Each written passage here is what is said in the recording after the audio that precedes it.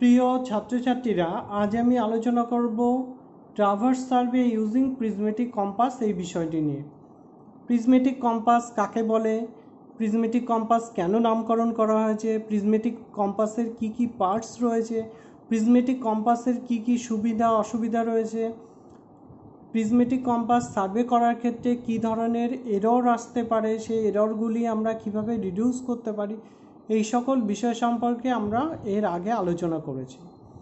আজ আমি আলোচনা করব কিভাবে ফিল্ড থেকে ডেটা কালেক্ট করে নিয়ে ক্যালকুলেশন করা যায় এবং প্লটিং করা যায় এই বিষয়টি নিয়ে। পরীক্ষার সময় বিভিন্নভাবে মাঠ সাজানো থাকতে পারে। ধরো ABCD 4টি পয়েন্ট এরকম দেওয়া হলো, এখানে আমরা দেখতে পাচ্ছি একটি করে গ্রাউন্ড পিন বসানো রয়েছে আর উপর থেকে ওলন ঝুলছে। তোমাকে বলা হলো A থেকে B এর অ্যাঙ্গেল দেখার জন্য তুমি এই ওলনগুলোর দিকে তাকিয়ে দেখো।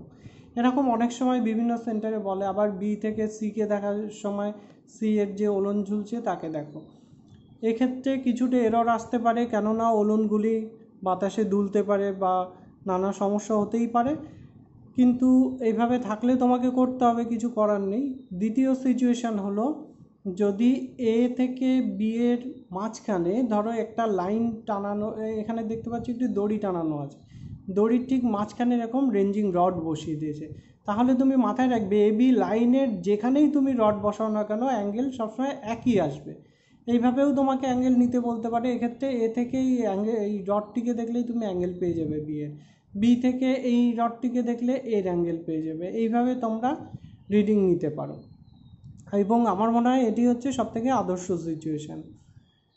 আরেকটি সিচুয়েশান হতে পারে, তোমার যেখানে প্রিজমেটিক কম্পাস বসানো রয়েছে তার সাথে এখানে যদি আমি লাইন টানি, লাইনের সাথে সোজা করে যে কোনো একটি বিন্দুতে এসে রেঞ্জিং রড বসিয়ে দেওয়া হতে পারে। এরকম 4টি বিন্দুতেই রেঞ্জিং রড বসানো থাকতে পারে। এভাবেও কিন্তু তোমাকে ডেটা কালেকশন করতে বলতে পারে। এবার তুমি কি করবে, দেখো আমরা এবার ডেটা কালেকশন করছি। কি করব, ধরো তুমি A পয়েন্টে দাঁড়িয়ে আছো, A পয়েন্ট থেকে তুমি B কে দেখতে পাচ্ছ, A পয়েন্ট থেকে তুমি D কে দেখতে পাচ্ছ। তাহলে কি কি লাইন পেলে, AB আর DA লাইনগুলির নাম তুমি আগে ক্লকওয়াইজ যেহেতু তুমি সার্ভে করছো এখানে লিখে দেবে ABBCCDDA। এবার দেখো A পয়েন্ট থেকে তুমি B কে দেখতে পাচ্ছ, তাহলে A পয়েন্ট থেকে যদি B কে দেখতে পাও, লাইনের কোথায় আছে, তুমি A ব্যাকে রয়েছো আর B তোমার সামনে রয়েছে, তাহলে তোমার এটা কি বিয়ারিং হবে, ফরওয়ার্ড বিয়ারিং। তাহলে ফরওয়ার্ড বিয়ারিংয়ে বসিয়ে দিলে। এবার ধরো এতে বসেই তুমি তখনই ডিকে দেখে নিলে, লাইনটার নাম কি DA, AD নয় কিন্তু DA আগেই লিখে রেখেছিলে।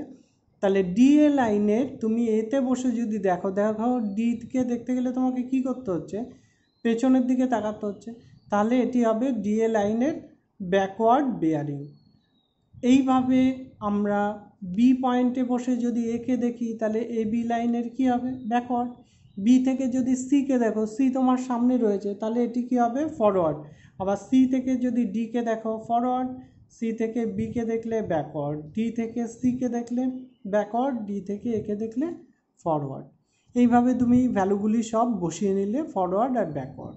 এবার গ্রাউন্ড ডিস্টেন্স, এইটা তুমি টেপ দিয়ে মেপে বসাতে পারো, বা তোমাকে কোশ্চেনে বলা থাকতে পারে, বা তোমাকে সেন্টার থেকেও বলে দিতে পারে। যেভাবে হোক তোমাকে লেন্থটিও কিন্তু মাথায় রেখে এখানে নোট করতে হবে। এবার দেখো আমি কি করব, ডেটা পেলাম, একটি ফিল্ড বুক কিন্তু আগে থেকেই এইভাবে তৈরি করে নেবে। তোমার পরীক্ষায় যখনই দেখবে প্রিজমেটিক কম্পাস পড়েছে, সঙ্গে সঙ্গে একটি টেবিল এরকম রেডি করে রাখবে ক্লোজ ট্রাভার্সের ক্ষেত্রে। এবার তুমি এখানে আমি যেগুলো রেড কালার দিয়েছি এগুলো আগে বার করব। আমি টেবিলে এইটুকু মাঠ থেকে ডেটা নিয়ে এসছি। এবার পরীক্ষার হলে বসে আমি কি কি কাজ করব, প্রথম হচ্ছে তুমি এখানে দেখো লিখেছি পেপার ডিস্টেন্স। পেপার ডিস্টেন্স কী করে বার করব, পেপারের লেন্থ।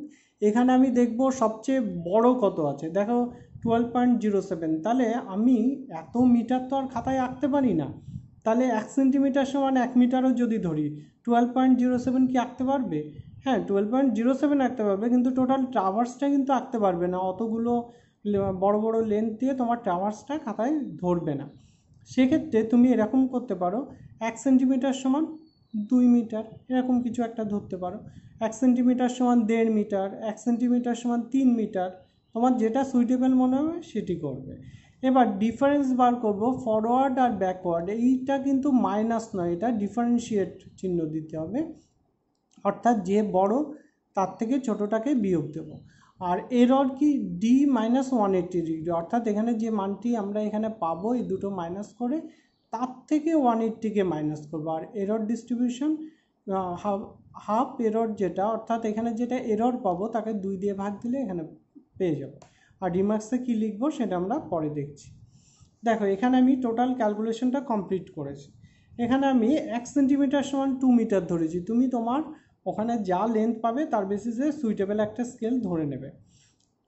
এরপর দেখো এখানে আমরা ফরওয়ার্ড ডিফারেন্সিয়েট ব্যাকওয়ার্ড, এখানে লক্ষ্য করো ফরওয়ার্ড কিন্তু ছোট, ব্যাকওয়ার্ড বড়, তাহলে আমরা মানটা কিন্তু মাইনাসে লিখিনি, কারণ আমরা এখানে বড় থেকে ছোটোকে সবসময় মাইনাস করেছি। করে এইভাবে আমরা এখানে ডিফারেন্স বার করেছি। এবার এরর বার করবো, এররের ফর্মুলা কি ডি মাইনাস 180 ডিগ্রি, তাহলে ডি কত আমাদের, ডি হচ্ছে আমার 177 ডিগ্রি 30 মিনিট, তার থেকে 180 মাইনাস করলে এটা মাইনাসে আসে। এইভাবে আমি এখানে পরপর প্রথম দুটো মান মাইনাসে পেয়েছি। দ্বিতীয়টা দেখো 183 ডিগ্রি রয়েছে, তাহলে 183 ডিগ্রি মানে 180 ডিগ্রির থেকে বেশি, এক্ষেত্রে আমি মানটা প্লাসে পেয়েছি, পরেরটা আবার মাইনাসে পেয়েছি। এবার হাফ এররগুলো বার করলাম 2 দিয়ে ভাগ করে। এবার রিমার্কসে কি লিখেছি, রিমার্কসে লিখেছি সার্ভে ওয়াজ ডান ক্লকওয়াইজ, আমরা তো ক্লকওয়াইজ সার্ভে করেছি। আর all stations are affected by local attraction, এটা কি আমরা জানি যে সার্ভে করার সময় তোমরা পড়েছো কিছু এরর আসে, যে এররগুলির মেন সোর্স হলো ধরো আশেপাশে কোনো লোহার লক্কর রয়েছে, তোমার কলেজ বিল্ডিংয়ের গ্রিল থাকতে পারে, বা ওখানকার যে পিলারগুলো রয়েছে ভেতরের দিকে লোহা রয়েছে, তোমার হাতে ঘড়ি থাকতে পারে, তোমার পাশে টিচার রয়েছে তার হাতে ঘড়ি থাকতে পারে, নানা কারণে তোমার এখানে কিছুটা হলেও এরর আসতে পারে। তাই যে এরর যদি আমরা এরকম দেখতাম, আমরা জানি ফরওয়ার্ড আর ব্যাকওয়ার্ডের ডিফারেন্স 180 ডিগ্রি হয়, তো আমরা যদি দেখতাম যে ফরওয়ার্ড মাইনাস ব্যাকওয়ার্ড করে 180 ডিগ্রি এসছে, তাহলে কিন্তু আমরা এখানে কি লিখতাম, তাহলে লিখতাম অল, যে স্টেশন দুটোর ক্ষেত্রে এটা এসছে সেটা লোকাল অ্যাট্রাকশন ফ্রি। আমি এরকম একটা ক্যালকুলেশন পরে করেছি, কারণ সেক্ষেত্রে ক্যালকুলেশনের সিস্টেমটাও একটু চেঞ্জ হবে, সেটা পরে দেখছি। আগে দেখো এক্ষেত্রে আমরা কারেক্টেড হোল সার্কেল বিয়ারিং কী করে বার করবো, এটা একটু খুব ঠান্ডা মাথায় শুনবে। আমরা এখানে বলেছি যদি এটা মাইনাসে হয়, এরর যদি মাইনাস হয় এরর, তাহলে আমরা এখানে এইভাবে ফর্মুলা করব বব সস, মানে বড়টা বড় হবে বিগ, বিগ হবে স্মল, স্মল হবে বড়, বড় ছোট ছোট, অনেকে বব ছোটো বাংলায় লেখে। আর প্লাস যদি হয় তাহলে আমরা লিখব বস সব, অর্থাৎ বড়টা স্মল হবে, বিগটা স্মল হবে, আর স্মলটা বিগ হবে।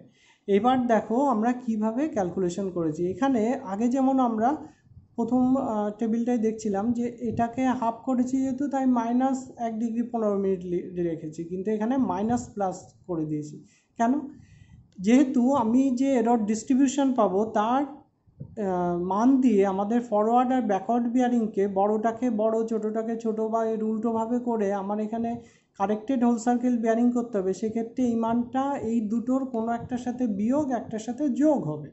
তাই আমরা এরর ডিস্ট্রিবিউশনে কিন্তু মাইনাস আর রাখছি না, মাইনাস প্লাস, মাইনাস প্লাস, এখানে লিখেছি প্লাস মাইনাস। কেন, কারণ দেখো এটা প্লাস, আগে যেহেতু এটা প্লাসে পেয়েছি তাই প্লাসটা উপরে রেখেছি।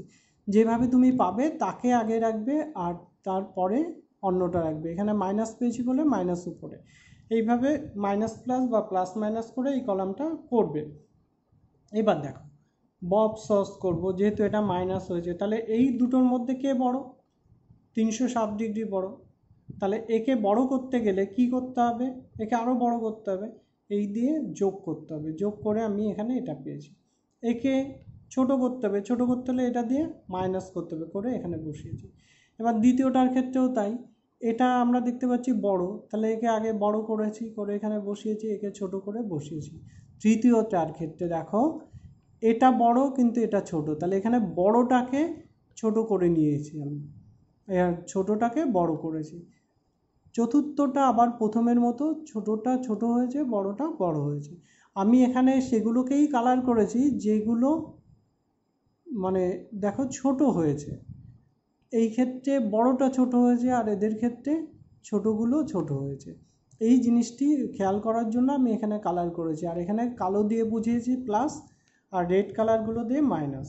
তোমরা কিন্তু কোনো কালার পরীক্ষার সময় দেবে না, নর্মালি লিখবে। আমি বোঝানোর জন্য এটুকু করেছি।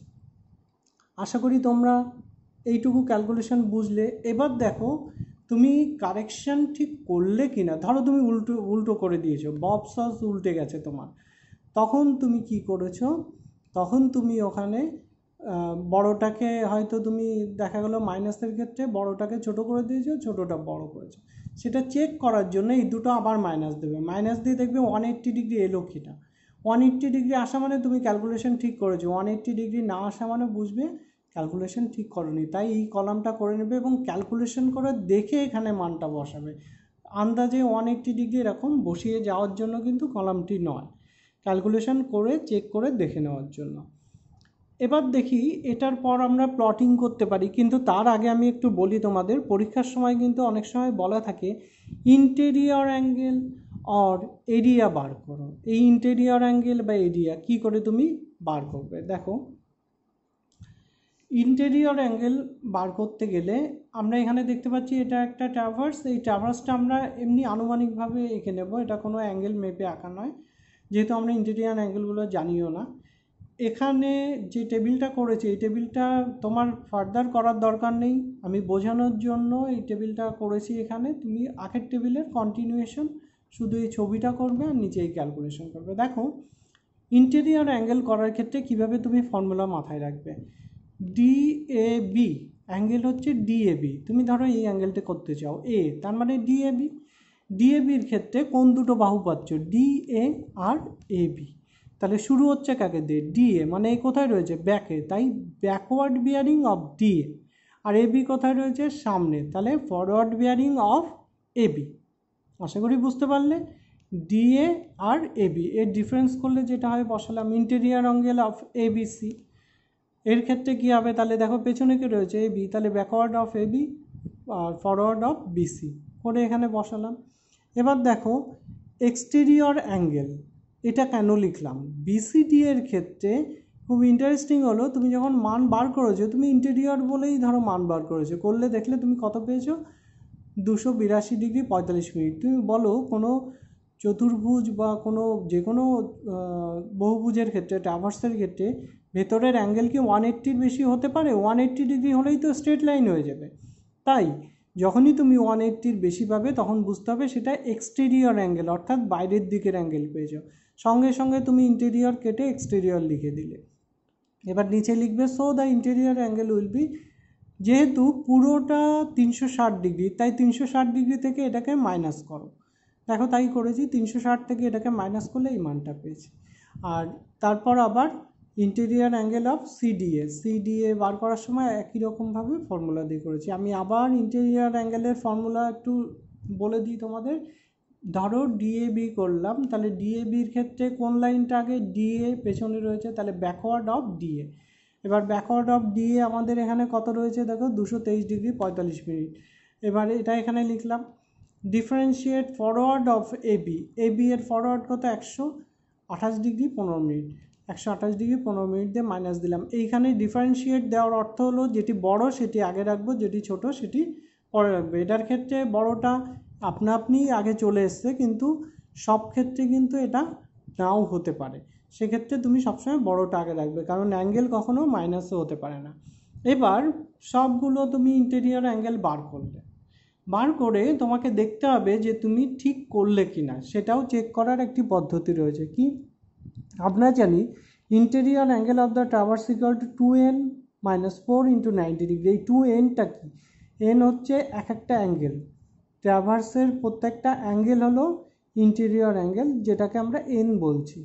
এবার এই 2n তাহলে এখানে কটা হবে, 4টে, তাহলে 4 2 কত, 8, 8 থেকে তুমি 4 মাইনাস করলে কত হয়, 4 × 90 ডিগ্রি, তাহলে কত হয়, 360 ডিগ্রি।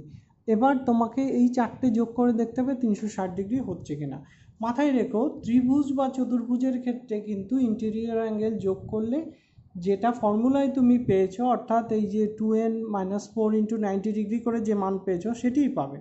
কিন্তু যখন পঞ্চভুজ বা ষড়ভুজ, এটি প্র্যাকটিক্যালে তোমাদের নেই, কিন্তু থিওরিতে যদি দিয়ে দেয় সেক্ষেত্রে মাথায় রেখো যে এখানে যে মানটি তুমি পাবে এখানে কিন্তু সেই মান পাবে না, অর্থাৎ কিছুটা হলে এরর বেরোবে। ধরো এটার ক্ষেত্রেই যদি এমন হতো, এটা আমরা দেখলাম 356 ডিগ্রি বেরিয়েছে, তাহলে তোমার এরর কত থাকলো? 4 ডিগ্রি। 360 হওয়ার কথা কিন্তু হয়েছে 56, 4 ডিগ্রি। তাহলে কটা কোণ আছে? 4টে কোণ। তুমি 4টে কোণকে 4 ডিগ্রিকে 4টে কোণের ভিতর ডিস্ট্রিবিউট করো। কিভাবে করবে? তাহলে 1 ডিগ্রি 1 ডিগ্রি করে 4টের সাথে যোগ করে দাও। আবার যদি এটা 364 ডিগ্রি হতো তাহলে মানটা বেশি হয়ে যাচ্ছে, সেক্ষেত্রে প্রত্যেকটা কোণ থেকে 1 ডিগ্রি করে মাইনাস করে নাও। এইভাবে অ্যাঙ্গেলের, ইন্টেরিয়র অ্যাঙ্গেলের এরর কারেকশন করা হয়ে থাকে। এবার দেখো আমরা এরিয়া বার করব। এরিয়া বার করার সময় সেই তোমাদের লেজার ডিস্টেন্স মেজারারের ভিডিওটি মনে আছে নিশ্চয়ই, ঠিক সেম ফর্মুলা দিয়ে এখানে এরিয়া বার করব। কিভাবে করেছি দেখো, area of the traverse equal to traverse ABC. এই এবিসি, এই ট্রাভার্সের এবি লেন্থ এবি আর length BC, half into length AB into length BC into sine B, অর্থাৎ যে কোণটা ভেতরে থাকবে সেটা দিয়ে আমি এবিসি এর এরিয়া বার করব। তাহলে এরিয়া অফ দ্য ট্রাভার্সের ফর্মুলা হচ্ছে এবিসি আর সিডিএ। তুমি যদি এইভাবে করতে, ধরো বিডি একে যোগ করে দিয়েছো, তাহলে তুমি পেতে ডিএবি আর বিসিডি। সেই ত্রিভুজ দুটি দিয়েও কিন্তু এরিয়া করা যায়, তুমি যেভাবে খুশি করতে পারো, তোমার যেটা সুইটেবল মনে হবে। এবার দেখো এটার ক্ষেত্রেও একইভাবে এরিয়া বার করেছি। সিডি এর ক্ষেত্রে দেখো, তাহলে কি একে হচ্ছে CD, length CD, half into length CD, তার সঙ্গে হাফ ইন্টু লেন্থ ডিএ করে সাইন অ্যাঙ্গেল ডি। এটা করার পর আমি যে দুটো এরিয়া পেলাম, এরিয়া দুটো এখানে যোগ করলাম। যোগ করলে আমি টোটাল ট্রাভার্সের এরিয়া পেলাম। এবার দেখো আমরা কিভাবে প্লটিং করব। প্লটিংয়ের ক্ষেত্রে দেখো আমাদের কি করতে হবে, এবি লাইনের অ্যাঙ্গেল কত পেয়েছি? Forward bearing. এটা কিন্তু আমার সবসময় ফরওয়ার্ড বিয়ারিং দিয়ে আঁকতে হবে। দেখো দুরকমভাবে আঁকা হয়, একটা হলো প্যারালাল মেরিডিয়ান মেথড আর একটা হলো ইন্টেরিয়র অ্যাঙ্গেল মেথড। আমি দুটোই আলোচনা করব। আগে প্যারালাল মেরিডিয়ান মেথড বলছি। এক্ষেত্রে আমি কি করব, এখানে একটা নট লাইন করব 90 ডিগ্রি অ্যাঙ্গেলে বসিয়ে। এখান থেকে আমি ফরওয়ার্ড বিয়ারিংয়ের যা ভ্যালু পেলাম, কত 128 ডিগ্রি 15 মিনিট, সেই অ্যাঙ্গেলটা এখানে আমি চাঁদা দিয়ে বসালাম। বসিয়ে এই সোজা লাইন টানবো। কতটা টানবো? আমি এখানে কত পেয়েছি? 2.61। তাহলে এখানে 2.61 একটা লেন্থ টানলাম। এটুকু বুঝলে? এবার পরে কি করব, ওই জায়গায় আমি বি নাম দিয়েছি, বি এর উপর আবার একটা নট লাইন করলাম, করে এখানে আবার চাঁদা বসাবো। চাঁদার জিরোটা এদিকে থাকবে, প্রথমবার যেমন জিরো এখানে ছিল, এবার জিরোটা উপরের দিকে থাকবে। এবার সেখান থেকে বিসি এর অ্যাঙ্গেল আমি কত পেয়েছি? বিসি এর ফরওয়ার্ড বিয়ারিং 211 ডিগ্রি 45 মিনিট। তাহলে এই 211 ডিগ্রি 45 মিনিট যেখানে হয়, সেই সোজা আবার একটা লাইন টানবো। এবারে তুমি সি থেকে ডিতে এবং ডি থেকে একে টানলে খুব একটা দুঃখের বিষয় যে তোমার এখানে ডির সাথে এটা যুক্ত হওয়ার কথা ছিল কিন্তু হবে না। এখানে একটা এরর থাকবে, যেহেতু এটা এ হওয়ার কথা ছিল, কারণ প্রত্যেকটা কিন্তু তুমি লাইন লেন্থ মেপে মেপে তোমাকে করতে হয়েছে। এ থেকে বি এর লেন্থ কত, বি এর সঙ্গে সি এর লেন্থ কত। এবার তখন তোমার এটা যেহেতু এ হওয়ার কথা ছিল, তাই এ নাম দিতে পারোনি, তাই ওকে এ ড্যাশ নাম দিলে। এটুকু বুঝলে আশা করি। এবার দেখো এই এররটা এরকমও আসতে পারত, অর্থাৎ উপরের দিকে না গিয়ে এরকম সিচুয়েশান আসতে পারে, এটা এরকম সিচুয়েশানও আসতে পারে। যেভাবেই আসুক আমরা কিভাবে এররটা কারেকশান করব।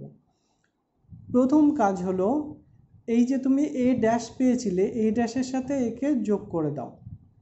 এটা করলাম, যোগ করে দিলাম। যোগ করার পর এবার আমাকে নিচে একটা এরকম লাইন টানতে হবে। এই লাইনটা কিভাবে টানবো আমি দেখে নেব। A B BC CD DA এদের যে ডিস্টেন্সগুলো পেপারে পেয়েছি, সেই ডিস্টেন্স কত রয়েছে, এর হাফ ডিস্টেন্স এখানে একটা লম্বা লাইন টানো। টেনে ধরো এ বি এর ডিস্টেন্স কত? 2.61, এর হাফ যেটা হয় ধরো 1.305। এই 1.305 এই মানটা এখান থেকে এই পর্যন্ত তুমি বসাবে। বসিয়ে একটা কম্পাস দিয়ে বা ডিভাইডার দিয়ে এখানে বসিয়ে মার্ক করে নিলে। এবার বিসি এর ডিস্টেন্স কত? 6.04। একে হাফ যদি করো তাহলে কত হয়? 3.02। 3.02 বসিয়ে এখানে আবার কাটবে। এইভাবে সিডি এর ডিস্টেন্স বসালে ডি এর যে ডিস্টেন্স সেটাই তুমি এখানে ডি এ ড্যাশ বলে বসিয়েছো। বসানোর পর এবার কারণ তুমি এটা অ্যাকচুয়াল ডি এ ড্যাশেই পেয়েছো, তাই এটা ডি এ ড্যাশে বসাবে। বসানোর পর এই যে তুমি এখানে এ ড্যাশে যোগ করেছিলে, এই যে মাপটা পেয়েছো সেই মাপটা এখানে 90 ডিগ্রি বসিয়ে নাও। আমি আবারও বলছি, নিচে একটা লাইন টানো, সোজা লাইন টেনে তার থেকে A B B C C D D A এদের যে পেপার লেন্থ ছিল তার হাফ করে করে বসাও। হাফ করে করে বসিয়ে এবার তুমি এ ড্যাশের সোজা একটা লম্ব টানো, কী মান দিয়ে এইখানে যে এরর ডিস্ট্রিবিউশন তুমি পেয়েছো এই দুটোকে যোগ করে সেই লেন্থটুকু নিয়ে এখানে বসিয়ে দাও। বসিয়ে এবার তুমি যে মানটি পেলে এ ড্যাশের মাথার দিকে কে রয়েছে? এ রয়েছে, এটা এ। তাহলে এই এ আর এ তো একই, তাহলে এদের দুজনকে যুক্ত করে দাও। দেওয়ার পর এবার বি যেখানে ছিল, বি এর সোজা লম্ব টানো, সি এর সোজা লম্ব টানো, ডি এর সোজা লম্ব টানো। এবার আমি কি করব দেখো, আমার এবার লক্ষ্য রাখতে হবে এ ড্যাশ থেকে এ যেদিকে, ভালো করে দেখো, এ ড্যাশ থেকে এ যেদিকে, বাকি সবার ড্যাশগুলো সেদিকে। আমি একে বলছি অ্যাবনর্মাল, মানে অন্য সবাই নর্মাল যেদিকে এর অ্যাবনর্মাল সেই দিকে থাকে। দেখো তাহলে এ ড্যাশ থেকে এ যেদিকে, বাকিদের ড্যাশগুলো সেই দিকে হবে, অর্থাৎ কারেক্টেডগুলো সেই দিকে হবে। তাহলে আমি কি করব, এ ড্যাশ থেকে এ যেদিকে, বাকিগুলো এই যে অ্যারো দিয়ে দেখেছি সেই দিকে এরকমভাবে সেট স্কোয়ার দিয়ে এইভাবে সেট স্কোয়ার সরিয়ে সরিয়ে লাইন টানবো, এখানে এখানে এখানে এখানে লাইন টানবো। এবার লাইনগুলো আমি যেভাবে অ্যারো দিয়েছি ওইভাবে ওই দিকে টানতে হবে। দেখো এইভাবে টেনেছি। আমি যে আগে যে ট্রাভার্সগুলো দেখিয়েছিলাম যে অন্যান্যভাবেও এরর আসতে পারে, তাদের ক্ষেত্রে কিন্তু তোমার লাইনগুলো অন্যভাবেই টানতে হবে। সবসময় দেখবে এ ড্যাশ থেকে এ কোন দিকে রয়েছে সেই দিকেই তুমি লাইনগুলো টানবে। এবার এদের সমান্তরাল করে লাইন টানলে, লাইন টানার পর দেখো কি করবে, তুমি ডি ডি ড্যাশ এই মাপটা কেটে নাও। এই যে ডি ডি ড্যাশ এই মাপটা কেটে নিয়েছি, বি বি ড্যাশ মাপটা কেটে নিয়েছি, সি সি ড্যাশ এখান থেকে সি থেকে সি ড্যাশ মাপ কেটে নিয়েছি।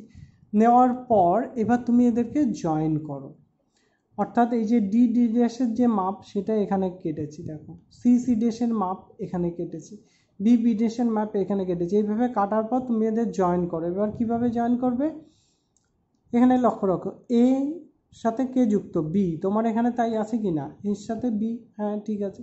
বি এর সঙ্গে সি, বি এর সঙ্গে দেখো সি যুক্ত আছে, সি এর সাথে ডি যুক্ত আছে, ডি এর সাথে এ ড্যাশ, দেখো ডি এর সাথে তোমার এ ড্যাশ যুক্ত, এ ড্যাশের সাথে কে এ যুক্ত আছে, এর সাথে এবার কে যুক্ত হবে, ডি ড্যাশ যুক্ত হবে। তাহলে এর সাথে ডি ড্যাশকে আগে যুক্ত করো, ডি ড্যাশ তুমি এখানে পেয়েছিলে, ডি ড্যাশের সাথে সি ড্যাশকে যুক্ত করো, এই সি ড্যাশ, সি ড্যাশের সাথে বি ড্যাশকে যুক্ত করো, বি ড্যাশ যুক্ত করলে বি ড্যাশের সাথে এ কে যুক্ত করো, তাহলে তোমার ভুল হবে না। এর কে দেখবে এর সঙ্গে বি, বি এর সঙ্গে সি, সি এর সঙ্গে ডি, ডি এর সঙ্গে এ ড্যাশ, এ ড্যাশের সাথে, এই পর্যন্ত কিন্তু করাই আছে। তাহলে এর সাথে কে যুক্ত হবে, ডি ড্যাশ, ডি ড্যাশের সাথে কে হবে, সি ড্যাশ, সি ড্যাশের সাথে কে হবে, বি ড্যাশ, বি ড্যাশের সাথে কে হবে, এ। এই যে যে ট্রাভার্সটি আমি পেলাম, এটা আলাদা কালার দিয়ে বা ডটেড লাইন দিয়ে তুমি করে দিতে পারো, দিলে এই যে জায়গাটি পেলাম এটি হলো আমার অ্যাকচুয়াল কারেক্টেড ট্রাভার্স। এবার দেখো আমরা কি করব, এখানে এটা হয়ে যাওয়ার পর আমরা এই যে মেথডে এরর কারেকশন করলাম এটাকে বলা হয় ডিস্ট্রিবিউশন অফ ক্লোজিং এরর বা বাউডিস মেথড। এটা বাউডিস মেথডে আমরা এই ক্যালকুলেশনটি মানে ড্রয়িংটি করেছি। এবার দেখো এখানে যেহেতু আমরা স্কেল নিয়েছিলাম 1 সেন্টিমিটার সমান 2 মিটার, আর এখানে সব কি হাফ করে নিয়েছিলাম, তাহলে এখানে হবে 1 সেমি ইকুয়াল টু 4 মিটার, অর্থাৎ এখানে যা হবে তার ডাবল হবে, কারণ এখানকার 1 সেন্টিমিটার যদি 2 মিটার হয় সেটা এখানে হয়ে গেছে হাফ, এখানে যা ছিল এখানে তার অর্ধেক অর্ধেক হয়ে যায়, সেক্ষেত্রে স্কেলটি ডাবল হয়ে যায়। এইভাবে তোমরা এখানে দুটোর ক্ষেত্রে স্কেল মেনশন করে দেবে, পারলে এখানে লিনিয়ার স্কেল এঁকে দিতে পারো। এখানে একটা লিজেন্ড করবে, লিজেন্ডে এই বিষয়গুলি একটু লিখে দিলে ভালো হয়। উপরে একটা হেডিং করবে, এখানে দেখো লিখেছি method parallel meridian circuit clockwise. এইভাবে তুমি টোটাল কাজটি কমপ্লিট করবে। আশা করি তোমরা বিষয়টি বুঝতে পারলে।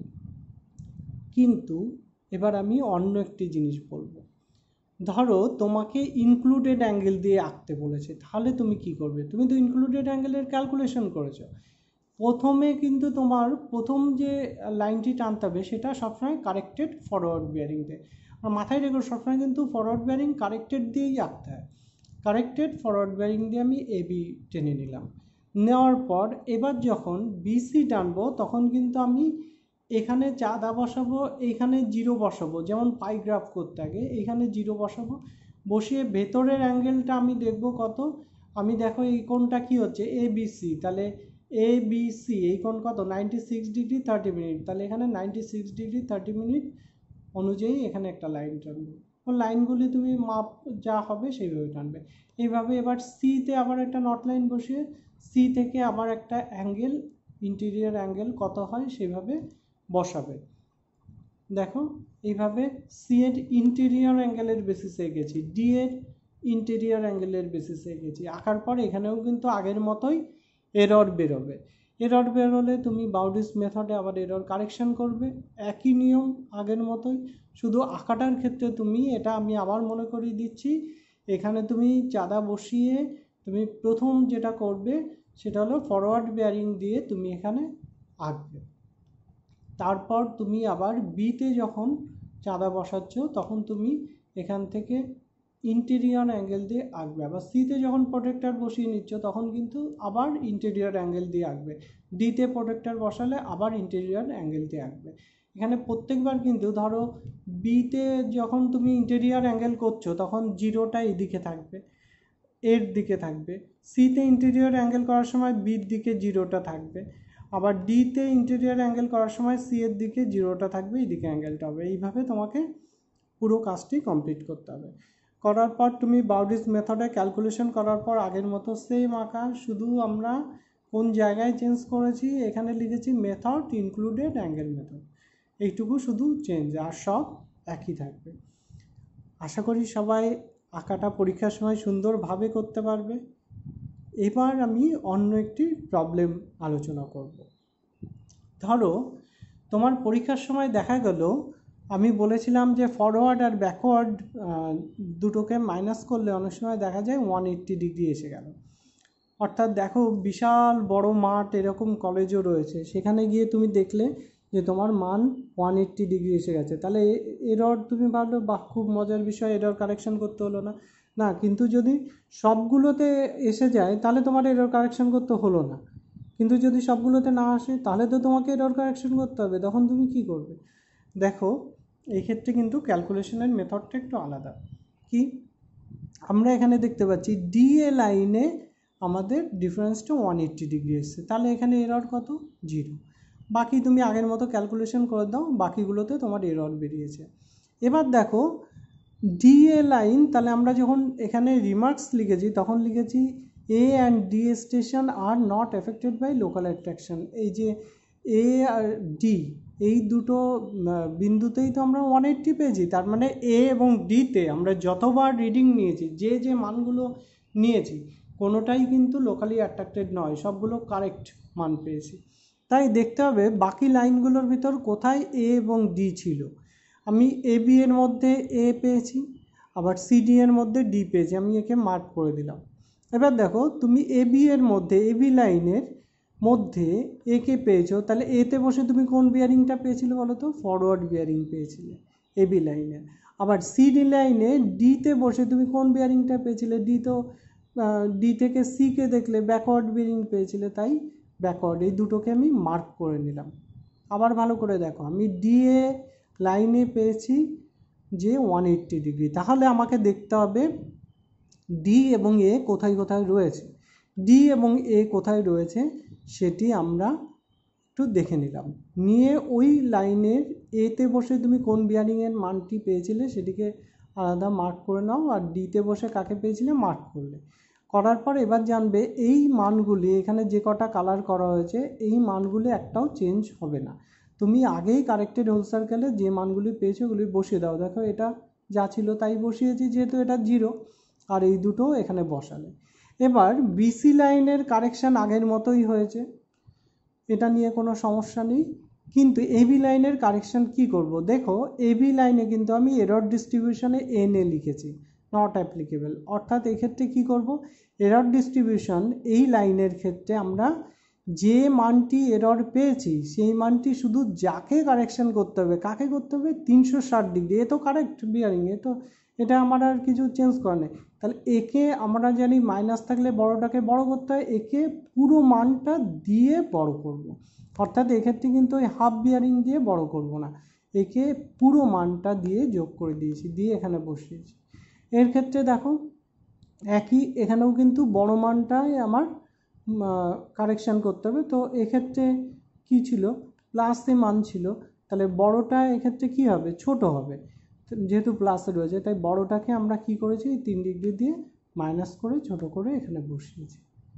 এইভাবে তুমি এরর কারেকশান করবে এবং যথারীতি তুমি চেক কলামে এসে দেখে নেবে যে তুমি ঠিক করলে কি না। আশা করি প্রিজমেটিক কম্পাসের সমস্যাগুলি তোমরা বুঝতে পারলে। এবার তোমাদের জন্য আমি একটা হোমওয়ার্ক দিলাম। এখানে দেখো ফরওয়ার্ড বিয়ারিংগুলি আমি সব রিডিউস বিয়ারিং হিসেবে দিয়েছি। এবার উপরে যদিও WCB লেখা আছে, তোমরা চার্টটা করার সময়টা ঠিক করে করবে। এবার এখানে তুমি রিডিউস বিয়ারিংয়ের বেসিসে ক্যালকুলেশন করবে, রিডিউস বিয়ারিংগুলিকে হোল সার্কেল বিয়ারিং করে নিয়ে তারপর ক্যালকুলেশন করবে, করে ফরওয়ার্ড আর ব্যাকওয়ার্ডের মান বসাবে, বসিয়ে টোটাল যা যা কাজ হয়, অর্থাৎ ব্যাকওয়ার্ড বিয়ারিং প্রত্যেকটার বার করলে, তারপর এরিয়া বার করলে, ইনক্লুডেড অ্যাঙ্গেল বার করলে, এবং ক্লোজ ট্রাভার্স একটা প্যারালাল মেরিডিয়ান মেথডে আঁকো আর একটা ইন্টেরিয়র অ্যাঙ্গেল মেথডে আঁকো। একে আমাকে জানাও যে তোমরা ঠিক করতে পারলে কি না। আর এই ক্যালকুলেশনের বেসিসে এরিয়া আর ইন্টেরিয়র অ্যাঙ্গেলগুলির মান কত হচ্ছে কমেন্ট বক্সে আমাকে অবশ্যই জানাবে। তোমাদের অসংখ্য ধন্যবাদ, অনেক সময় বসে তোমরা এই ক্লাসটি করলে, এজন্য অসংখ্য ধন্যবাদ। পরবর্তীতে তোমাদের জন্য ডাম্পি লেভেল সার্ভে এবং প্রিজমেটিক কম্পাসের আরও কিছু জটিল সমস্যা, জটিল অঙ্ক নিয়ে আমি উপস্থিত হব। ধন্যবাদ।